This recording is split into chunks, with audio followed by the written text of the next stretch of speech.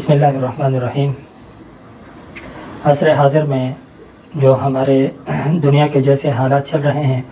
اس میں ہر دوسرا شخص کسی نہ کسی پریشانی کے اندر مبتلا ہے۔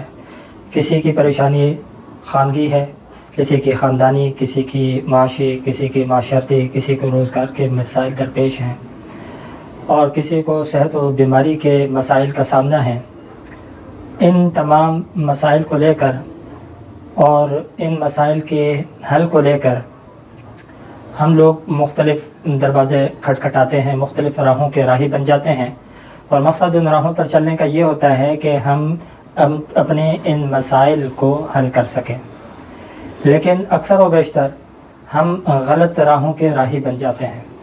ایسی راہوں کے اوپر ہم قدم رکھ بیٹھتے ہیں جو راہیں بجائے ہمارے کو اپنے مسائل کا حل دینے کے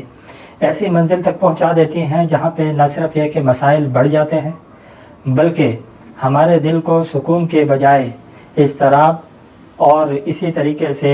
ہماری معیشت کے اندر بہتری کے بجائے لاس، اور اسی طریقے سے ہمارے ایمان کی مضبوطی کے بجائے ایمان کی کمزوری ہمارے کو ان راہوں پہ چل کر حاصل ہوتی ہے۔ در حقیقت بات یہ ہے کہ ہمارے ان تمام مسائل کا حل وہ صرف اور صرف دین کے اندر ہے، اور ان مسائل کا حل اللہ رب العالمین کی اطاعت اور انابت میں ہے۔ اگر ہم انابت و رجوع کریں گے تو یہ مسائل پیدا نہیں ہوں گے اور دلی سکون و اطمینان ہمارے کو حاصل ہوگا۔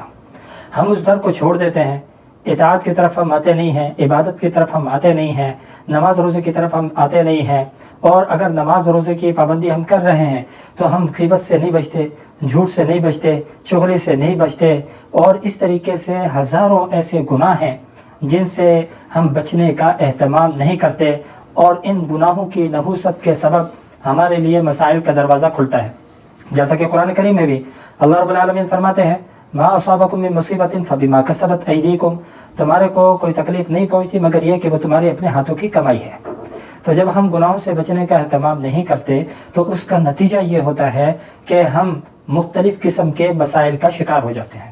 لیکن ان مسائل کو حل کرنے کے لیے اور دلی اضطراب کو سکون میں بدلنے کے لیے ہم جن راہوں کا انتخاب کرتے ہیں وہ ایسے راہ ہیں جو کہ ان مسائل میں کمی کے بجائے ان مسائل کے اندر اضافہ کر دیتے ہیں۔